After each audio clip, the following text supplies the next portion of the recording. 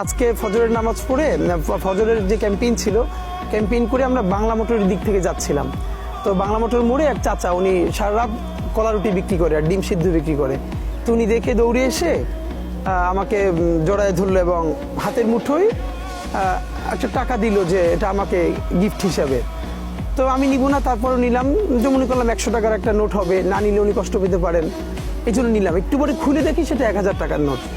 এখন আপনি চিন্তা করবেন, যিনি সারা রাত জেগে রুটি কলা বিক্রি করেন তার সারাদিনে কিন্তু 1000 টাকা প্রফিট হয় না। এটা অন্তত না 2 দিনের পুরো প্রফিটটা।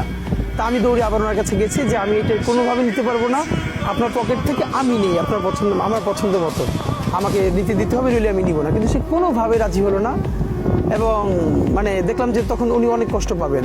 এটা আজকের শুধু একটা ঘটনা বললাম। এরকম ঘটনা মানে আমাদের জন্য হচ্ছে কি, ধরেন আমরা সোশ্যাল মিডিয়ায় নিজেরা এগুলো পাবলিশ করি না দুটো কারণে।